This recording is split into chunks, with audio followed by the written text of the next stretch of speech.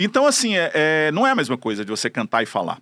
E eu tinha um sonho de fazer os tribunais de júri e ali sentir os jurados ali todos perplexos com aquilo que eu estava falando. Mas para mim aquilo era uma outra impossibilidade, né? Eu tímido demais, não tinha nada de oratória. Quando começava a tremer toda hora, começava dor de barriga, vontade de ir no banheiro.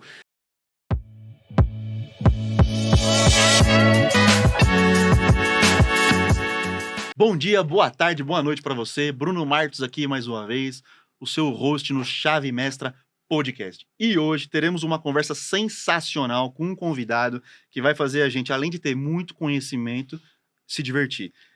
Ele escreveu este livro, Histórias Memoráveis. Lançamos ontem aqui na Chave Mestra. Vou pedir para ele contar como é que foi a experiência. E é um livro fantástico com 30 coautores. E quem está comigo na mesa hoje? João Paulo Júnior. João Paulo Júnior, seja muito bem-vindo ao nosso podcast de hoje. Nossa, Bruno, muito obrigado.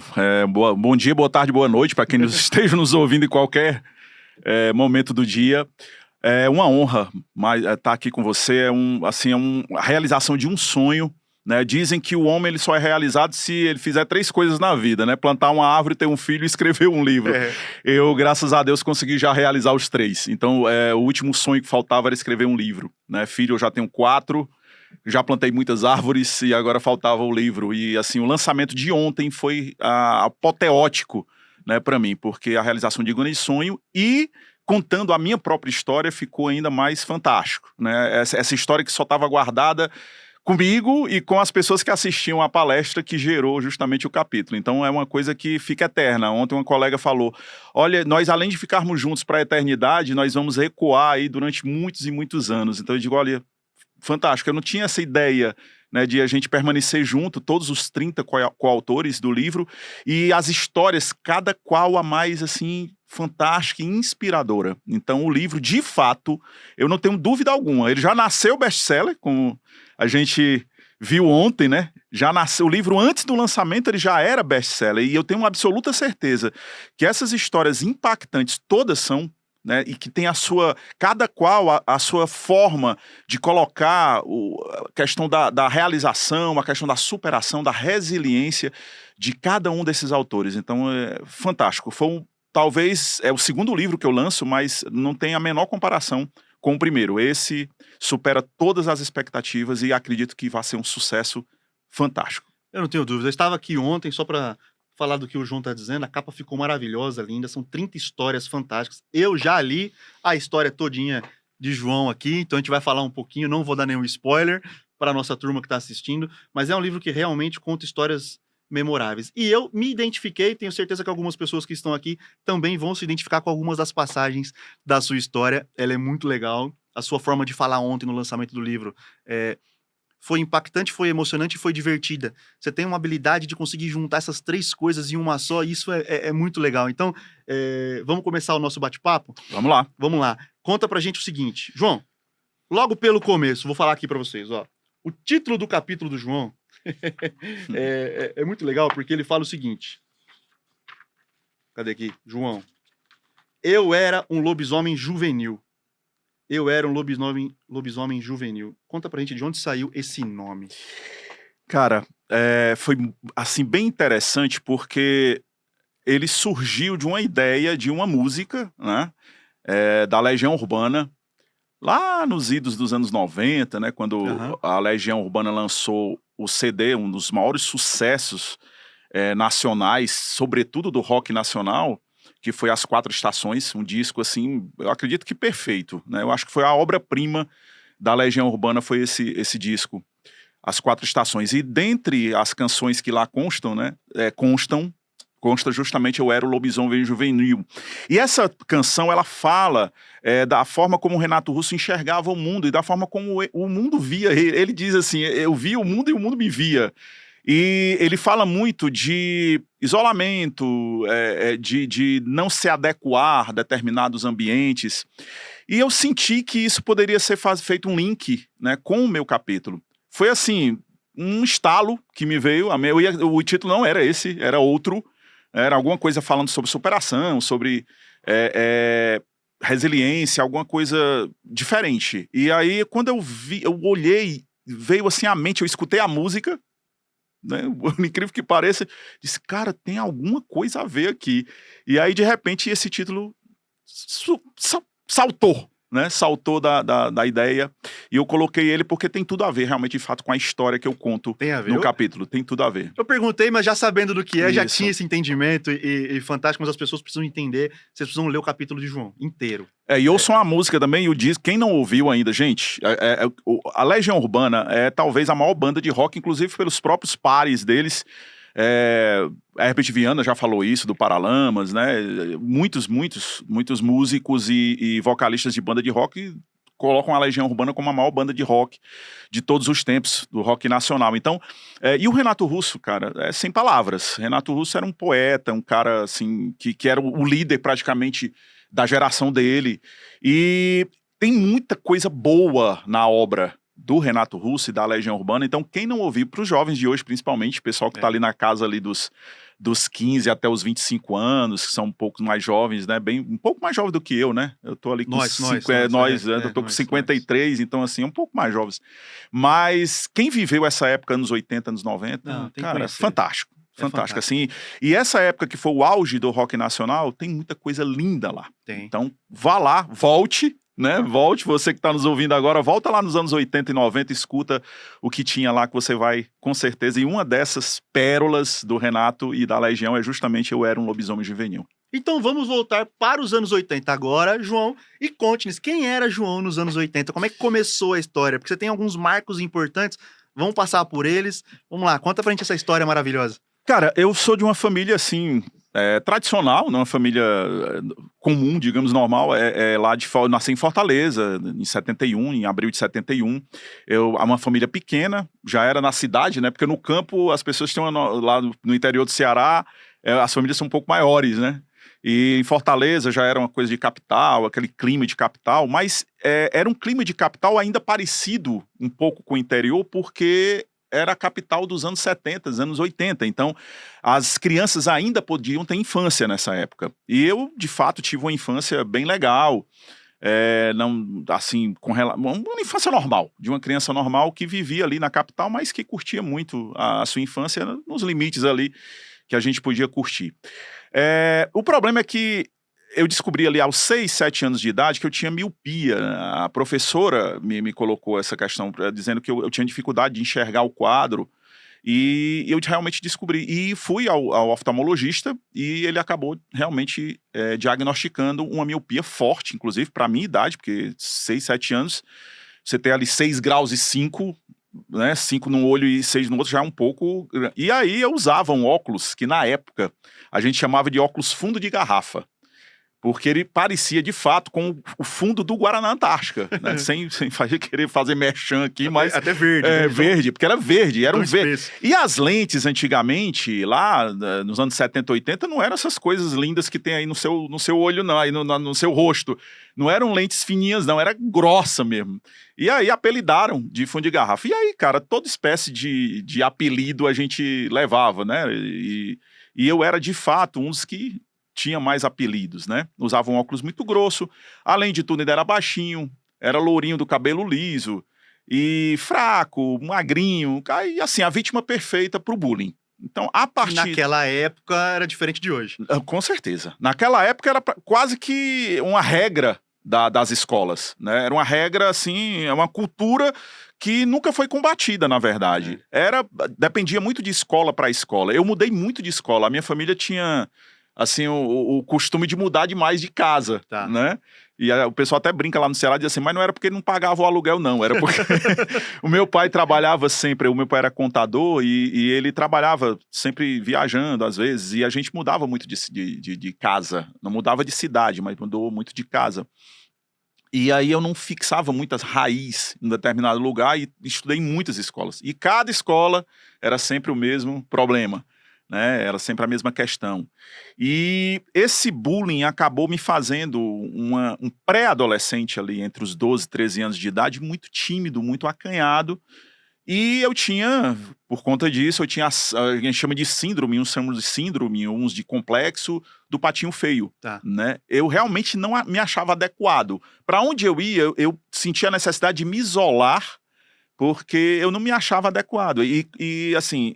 como eu era muito CDF, né, eu gostava muito de estudar, eu gostava de me destacar intelectualmente na escola, mas eu olhava, cara, as meninas e tudo, os meninos ali mais altos do que eu, mais bonitos, mais fortes.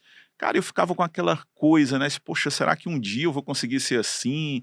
E realmente, de fato, tinha um complexo.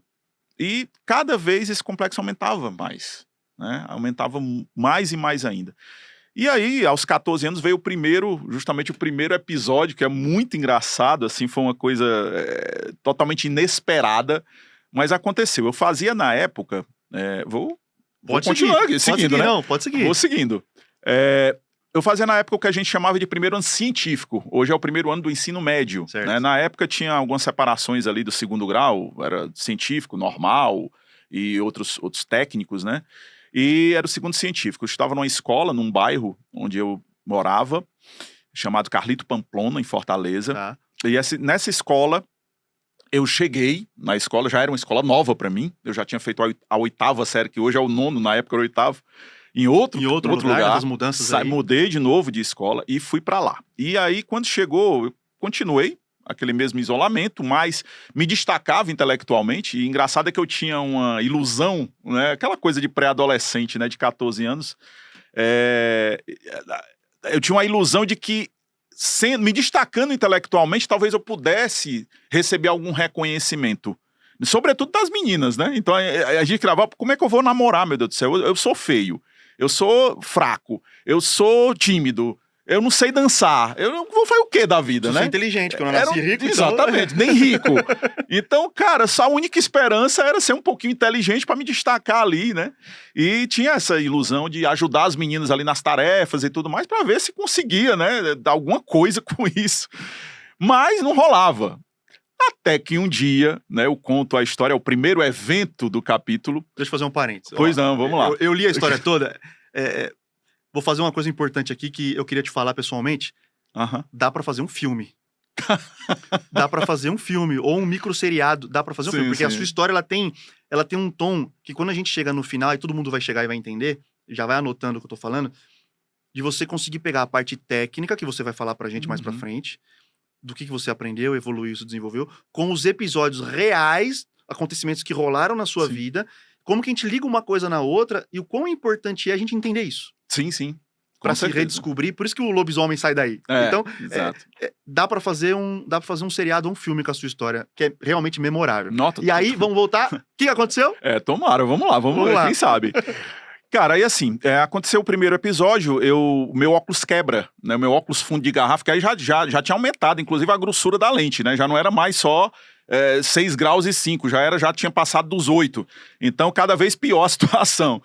E aí, meu óculos quebra, cara. E o óculos, naquele tempo, lá nos anos 80, era em 1985 isso. E demorava muito para consertar a lente, não é como é hoje, você manda para lá e em uma semana, né, no máximo, talvez até menos, o óculos conserta, arruma outra lente e tudo mais. Naquele tempo demorava mais de 15 dias, era coisa assim de 20 dias. E eu ia ficar sem óculos. E, cara, eu não enxergava um palmo adiante no nariz. Era horrível. Na aula, era uma dificuldade danada, porque eu não conseguia, né, enxergar mesmo. Eu tinha que sentar na frente e adivinhar o que era que o professor estava falando ali e tentar enxergar alguma coisa, fechando muito bem os olhos, assim, para tentar ver. Então, fiquei sem um óculos. Mais ou menos ali pelo 2º ou 3º dia, a gente tava na fila do recreio. Não sei se tu chegou a pegar esse... Peguei, pô. Fila, recreio, fila do recreio. Cantina. Tinha que esperar ali, terminava ali o lanche, né? E a gente esperava para entrar na sala, era organizado. E aí tava na fila do recreio, uma das meninas que estudava comigo, olhou para mim assim, na época eu tinha um apelidozinho de crânio, né? Eu era chamado de crânio, porque como eu era o aluno mais destacado da turma no sentido intelectual, colocaram esse apelido em mim, crânio, né? E aí tudo era crânio pra cá, crânio pra lá e tal, o crânio, não sei o quê, o crânio chegou, o crânio... E eu olhava aquilo ali e achava legal, né? Poxa, cara, Popular, né? Tava sendo popular. Eu tô começando sendo a conhecido. ter um reconhecimento, cara, e tudo mais. Só que pra mim aquilo ainda não era o bastante. Eu queria ser reconhecido como um cara pintoso, um cara, assim, sei lá, elegante nem tanto, mas assim, um cara pintoso mesmo, um cara que tivesse a capacidade de gerar algum desejo nas meninas. Era Certo. mais ou menos isso. Não bastava só eu ser o intelectual, eu queria ser mais, né? Sempre tive essa coisa de querer avançar um pouco mais. E aí, na hora da fila, a menina olha pra mim, né? O nome era, eu vou colocar aqui um nome, né? Liduína, é o nome fictício que eu uso na palestra para não, digamos assim, não comprometer, né, ninguém. Eu coloquei o nome de Liduína, um nome fictício, e a Liduína olha pra mim, assim, coloca a mão aqui, gente, e diz: gente, eu não acredito. O crânio fica um gato sem óculos. Nossa, isso aí foi a realização do Meu menino. amigo, aí pronto. Depois desse dia, tudo mudou. Foi uma coisa que parecia assim boba, e realmente de fato é. Mas pra mim aquilo... Uma importância muito grande. Nossa, fez uma diferença enorme, porque agora eu não era só o crânio, agora eu era o crânio gato. Então eu era o cara que intelectualmente tinha um certo reconhecimento, mas agora eu comecei a ter aquele reconhecimento que eu sempre quis. Então, pra mim, foi assim, nossa, encaixou uma coisa com a outra. E o mais legal de tudo é que o meu óculos consertou, tá? Depois dos 20 dias que eu te falei que durava ali pra ótica entregar, consertou. Mas cadê que eu quis usar mais? Tem perigo. Usava não. Até porque a lente veio pior do que era, ainda mais feia ainda. E aí, cara, na época, só pra abrir um parênteses aqui, na época, lente de contato, quase ninguém usava, né? Era muito caro, e além de ser muito caro, elas eram... Tinha um limite técnico, inclusive. Elas era de vidro também, era muito perigoso também você usar, e tinha que ter um cuidado, assim, redobrado. Então era praticamente impossível usar a lente. Então eu usava era o óculos mesmo. E aí, quando o óculos conserta, cara, eu, assim, na família eu usava. Agora, quando chegava na escola, a primeira coisa que eu fazia, eu colocava na mochila lá o óculos ou no bolso, e na hora da aula eu usava ali na frente, escondidinho e tudo, mas na hora do recreio, né, que a gente chamava lá o recreio, tirava o óculos de novo, e aí ia ser o gato, tá? Cara, e aí coincidiu nessa época também de eu começar a namorar, e eu olha só, comecei a namorar, e aí, poxa, aí a autoconfiança subiu. Vai lá pra cima. Vai lá pra cima. Mas é aquilo, né? Eu sempre achava que faltava alguma outra coisa. Porque além da escola, claro que a gente frequenta muitos ambientes, a gente frequenta a família, frequenta a escola, mas frequenta também os amigos, né? Os amigos ali e tudo mais. E eu frequentava um ambiente, eu adorava tanto o rock nacional como o MPB, nos anos 80 para mim foi o auge, né, cara, da MPB, e eu gostava muito de cantar, só que tinha um problema ainda do resquício da timidez, o resquício da autoestima baixa. Eu, apesar de cantar bem, todo mundo dizer isso, mas eu não acreditava nisso. Não acreditava, de forma nenhuma, né? Os elogios eram assim, aqueles elogios mais, cara, que legal, não sei o quê, mas não era uma coisa, né? Assim, você tem uma voz que de ouvir aqui é gostoso de ouvir, né, Zé? Ouvindo ele aqui é uma voz boa. Não era, mas eu não achava, assim, eu disse, poxa vida, eu via a galera cantando, cara, ali, principalmente as meninas cantavam bem, os meninos também. Tinha um primo que imitava o Fagner, o Raimundo Fagner, grande intérprete cearense. O cara cantava idêntico, né? E eu, poxa vida, cara, todo mundo aqui se destacando e tal, cantando. E eu, caladinho ali, porque eu não tinha coragem mesmo de mostrar. Eu não saberia lidar com a rejeição, né? Eu lembro de um filme dessa época também, que era o De Volta para o Futuro. Tá, maravilhoso. Né? Que um dos personagens, que é o pai, não lembro agora, cara, fugiu aqui o nome do protagonista do filme, mas era o Michael J. Fox, que era o ator, né, que hoje tá até com um problema. Era o Martin, o nome dele era Martin McFly. Pronto, isso, McFly. Caiu a ficha. Martin McFly, olha nos só. anos 80. E o pai dele tinha justamente esse complexo. O cara escrevia maravilhosamente bem, era um cara altamente inteligente, mas ele não conseguia realmente se destacar porque se achava feio, se achava sem graça e tudo mais. Eu me identifiquei demais com esse filme. Né? E aí, dentro da história do filme, ele acaba mudando, né? O Martin volta para o passado e ele acaba fazendo com que o pai acredite nele mesmo. E aí, quando o futuro retorna no filme, ele tá lá, um cara de destaque, Diferente, lançou o livro já dele teve a e tal. transformação. Mas ele tinha sempre essa frase. E se disserem que eu não sou bom, e se não acharem legal o que eu escrevo, e isso, cara, era uma frase que batia demais em mim. E se não acharem que eu canto bem? E se não gostarem de mim? E se eu for chegar perto de uma menina e ela não me quiser me rejeitar? Eu tinha um temor da rejeição. Um temor muito grande da rejeição. Mas aí aconteceu algo. E aí acontece o segundo episódio. O segundo episódio, que é fantástico. Dá pra fazer segundo episódio. Tô falando pra você, dá pra fazer um filme. Eu acredito que sim. Porque realmente, o segundo episódio de fato, é fantástico. Cara, aí o segundo episódio foi o seguinte, a gente, como eu falei, a gente curtia muito música, né, eu era de uma turma que era praticamente de músicos e de cantores, a gente frequentava tanto em Fortaleza como numa cidade lá do interior, que tem uma praia, inclusive, muito famosa, que é a Praia de Flecheiras, a cidade de Trairi, né, essa praia, Flecheiras, inclusive, é mundialmente conhecida, e a gente ia muito pra lá, né, na beira da praia, curtia assim, de uma fogueira, cantava e tudo, ficava ali todo mundo, e eu naquela coisa, né, poxa, será que eu tenho coragem para cantar aqui alguma coisa e tudo mais?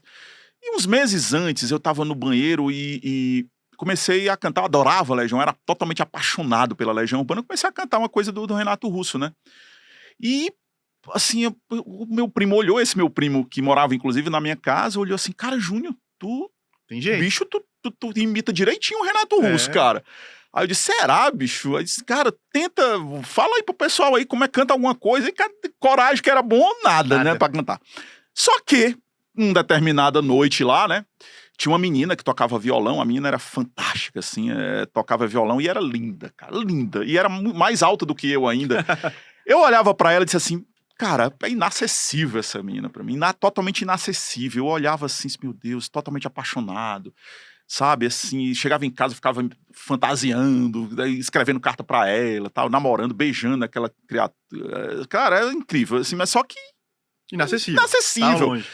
E assim, eu vi ela com outros caras e tal, e disse, puxa vida, os caras altos, olhos verdes, bonitão. Eu disse, essa menina nunca vai me querer, eu vou logo esquecer isso aqui. Mas toda reunião ela tava lá, então era quase impossível, né? Até que numa noite a gente tava ali na roda e ela tocou uma música justamente da Legião Urbana, né? Ela nem sabia que eu gostava, nem assim por acaso. O nome da música é Quase Sem Querer. Tá. Ela mais ou menos assim Tenho andado distraído, impaciente e indeciso. Mais ou menos começa assim. E lá no refrão, ela tem uma subida assim, o Renato faz brilhantemente, e eu fiz essa subida. E quando eu fiz essa subida, ela para. Para de tocar e olha assim, peraí, calma aí, para tudo aqui, para tudo aqui.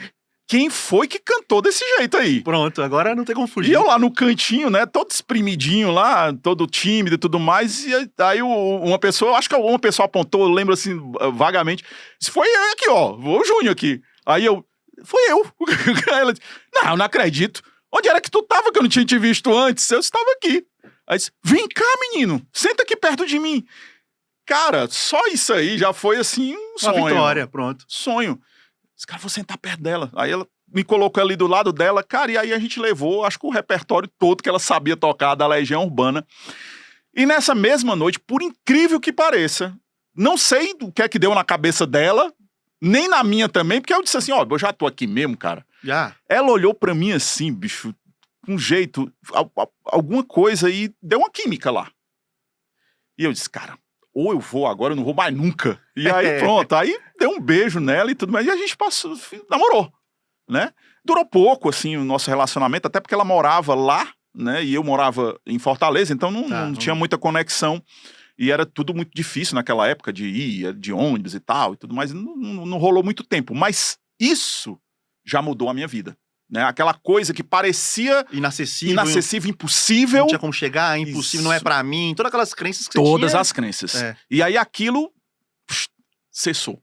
E a partir daí, Bruno, surgiu um novo João Paulo. Né? Surgiu um cara que começou a acreditar nele mesmo, né? Começou a achar que as coisas poderiam dar certo. E tinha uma outra coisa também, né? Uma outra crença terrível que eu tinha, ligada muito a essa, que era a questão de falar em público. Tá. Né? O meu sonho profissional era ser advogado e para tribunal do júri, para fazer defesas em júri, tribunal do júri.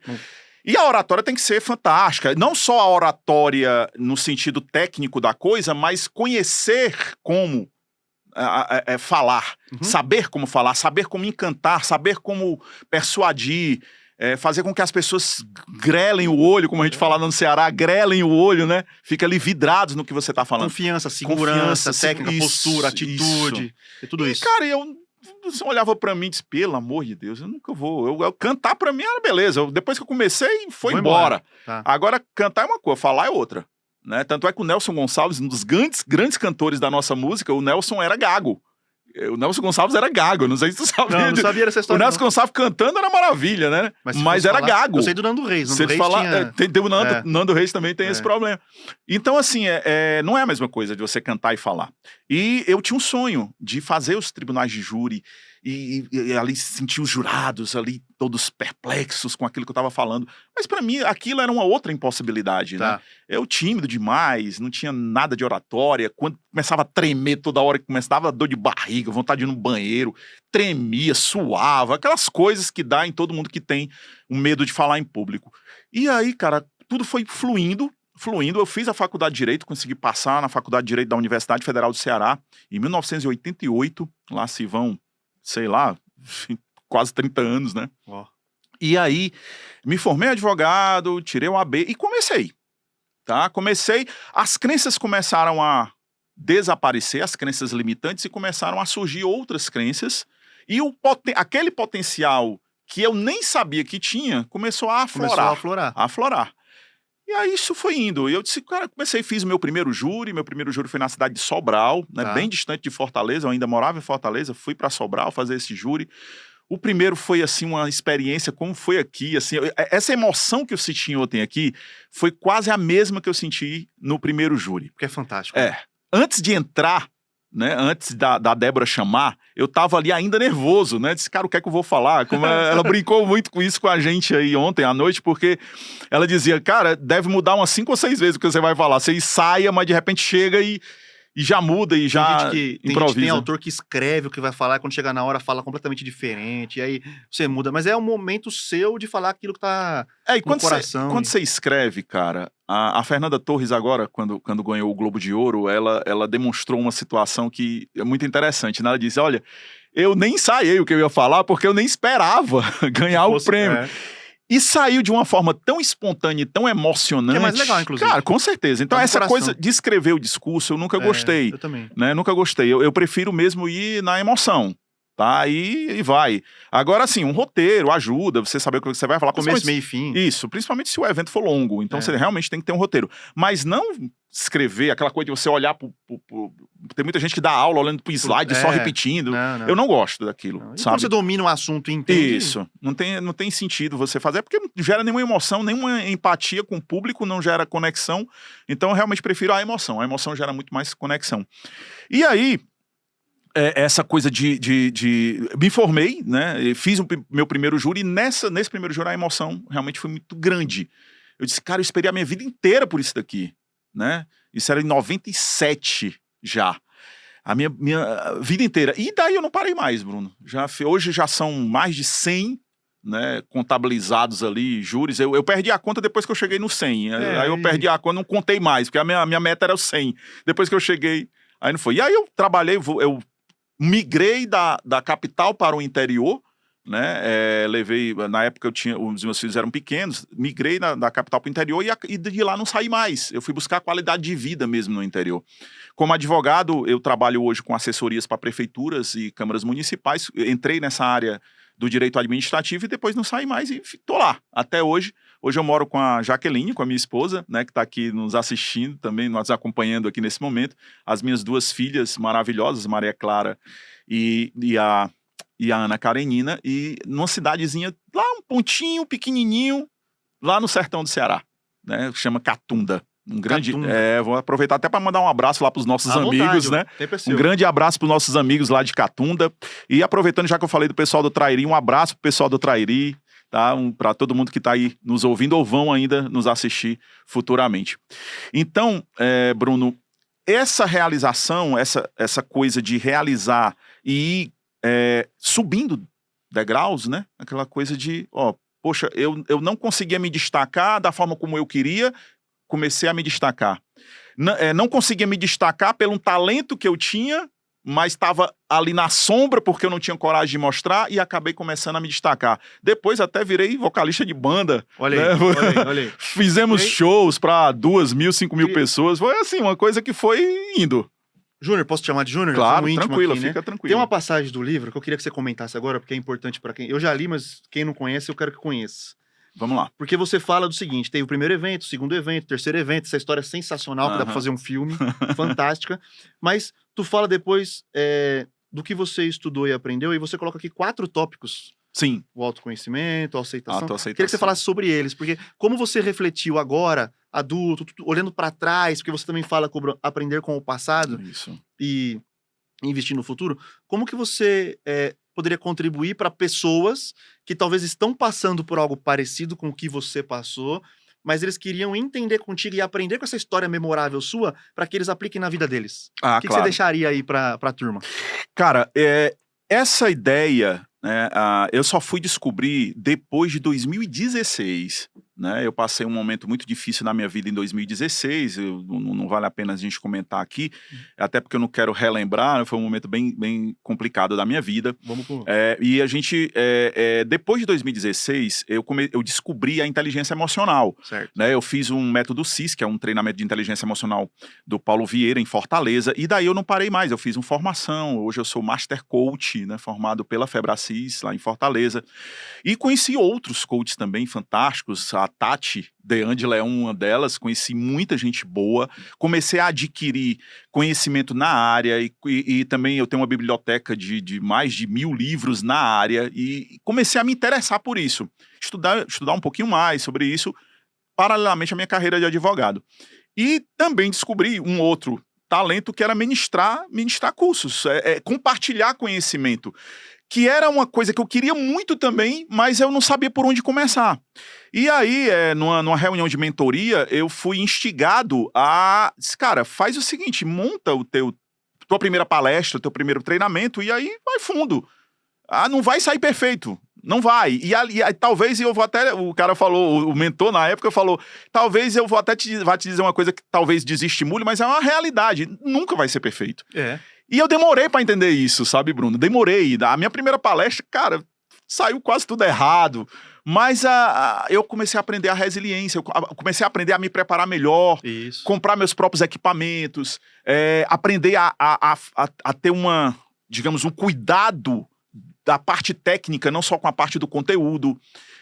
Durante o desenvolvimento de palestrante, eu aprendi também a conquistar melhor o público. Tudo isso foi me dando feedbacks cada vez melhores para que eu pudesse aprender e chegar aonde eu estou, né? E assim, depois que eu descobri a inteligência emocional, a minha vida mudou completamente. Completamente. E um pouco mais recentemente, antes de escrever o livro, eu estava ali zapeando ali pelo Instagram e vi um vídeo do Tony Robbins. Tá, fantástico. Onde o Tony Robbins falava sobre o ciclo do sucesso. O ciclo do sucesso, ele coloca 4 elementos bem destacados. Potencial, ação, resultado, crenças, né? E tudo começa pelas crenças, né? Crenças, potencial, ação e resultado. E isso fez um sentido pra mim, assim, fantástico. Eu olhei aquilo ali, cara, foi isso que aconteceu comigo. É isso aí. Exatamente isso daqui. As crenças seguravam o meu resultado, ancoravam o meu resultado, não deixavam eu entrar em ação. E eu precisei vencer essas crenças limitantes para liberar o potencial que estava ali. Estava aí dentro. Ele estava ali. Mas as crenças colocavam eles nas sombras, né? A gente falou de sombra ontem, mas é justamente isso. A tua luz está ali. Você tem a luz dentro de você. Mas as crenças, elas colocam a tua luz na sombra, elas não deixam ela ir para a luz, né? O teu potencial, ele não vai para a luz, ele fica na sombra escondido. Se você não conseguir vencer tuas crenças, você não consegue liberar o potencial. E aquilo fez muito sentido para mim. Completamente. Aquela roda, aquele ciclo tem que girar. Você tem que fazer com que o teu potencial, digamos, floresça através da ação. Só que o problema para entrar em ação qual é? É você não ter a confiança e o medo da rejeição. Você não tem confiança em si mesmo, às vezes, para liberar o teu potencial. Então você não entra em ação, você simplesmente não sai dali. Fica ali, crenças potencial não sai dali, fica verdade. ali morto, né? Então, para entrar em ação, você precisa de uma coisa, assim, talvez se eu tivesse que dizer uma coisa só para quem tá nos ouvindo nesse momento, era o seguinte: cara, nunca vai ser perfeito, não adianta você querer ser perfeito. Faz, vai lá e faz. Se der errado, aprende, faz melhor da próxima vez. Depois, deu errado de novo, aprende, faz de novo. Michael Jordan tem uma história fantástica, né, que ele diz, cara, eu errei mais de 11 mil arremessos. Isso aí. 26 vezes a equipe, todo o meu time esperou que eu resolvesse o jogo e por 26 vezes eu falhei. E foi justamente por ter errado esses 11 mil arremessos e ter falhado 26 vezes na cesta da vitória que eu me tornei o melhor jogador de basquete. Ele não fala que é o melhor, não. A gente sabe que ele é, mas ele não fala. Mas assim, eu me tornei quem eu sou. E a gente sabe quem ele é.